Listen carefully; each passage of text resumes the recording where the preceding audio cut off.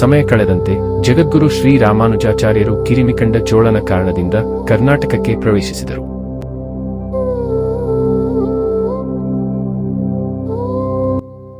ಅವರು ಸಾಲಿಗ್ರಾಮಕ್ಕೆ ಹೋಗುವ ದಾರಿಯಲ್ಲಿ ಸ್ವರ್ಣಪುರಿ ಹೊನ್ನಾವರಕ್ಕೆ ಆಗಮಿಸಿದರು. ಅಲ್ಲಿ ಅವರು ಧ್ವಂಸಗೊಂಡಿದ್ದ ಶ್ರೀ ಲಕ್ಷ್ಮೀಕಾಂತಸ್ವಾಮಿ ದೇವಸ್ಥಾನವನ್ನು ನೋಡಿ ಧ್ಯಾನಸ್ಥರಾಗಿ ಕುಳಿತರು. ಧ್ಯಾನದಲ್ಲಿ ಅವರಿಗೆ ಈ ಕ್ಷೇತ್ರದ ಸಂಪೂರ್ಣ ಇತಿಹಾಸ ತಿಳಿಯಿತು.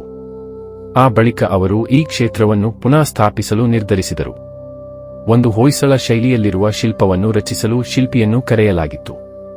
ಶಿಲೆಯಿಂದ ಮಂದಾರ ಕಿರೀಟಧಾರಿ ಶ್ರೀ ಮೋಕ್ಷನಾಯಕ ಲಕ್ಷ್ಮೀಕಾಂತಸ್ವಾಮಿಯನ್ನು ಕೆತ್ತುವಂತೆ ಹೇಳಿ ಅವರ ತೊಡೆ ಮೇಲೆ ಶ್ರೀ ಮಹಾಲಕ್ಷ್ಮಿಯವರನ್ನು ಹಾಗೂ ಒಂದು ಕಣ್ಣಿನಲ್ಲಿ ಶ್ರೀಯವರನ್ನು ನೋಡುವಂತೆ ಇನ್ನೊಂದು ಕಣ್ಣಿನಲ್ಲಿ ತಮ್ಮ ಸೌಂದರ್ಯವನ್ನು ಕನ್ನಡಿಯಲ್ಲಿ ನೋಡುತ್ತಿರುವಂತೆ ಕೆತ್ತಲು ಆಜ್ಞಾಪಿಸಿದರು.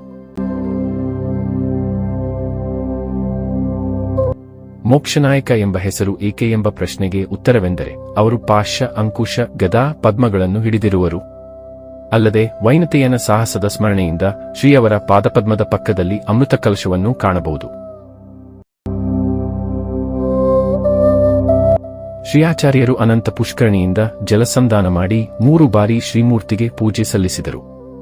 ಅವರು ಹಳೆಯ ಲಕ್ಷ್ಮೀಕಾಂತಸ್ವಾಮಿ ದೇವಸ್ಥಾನದ ಪಕ್ಕದ ಮಂಟಪದಲ್ಲಿ ವಾಸಿಸಿದರು. ಇಂದು ಹಳೆಯ ಲಕ್ಷ್ಮೀಕಾಂತಸ್ವಾಮಿ ದೇವಸ್ಥಾನವು ರಾಮಮಂದಿರವಾಗಿ ಬದಲಾಗಿರುವುದನ್ನು ಕಾಣಬಹುದು.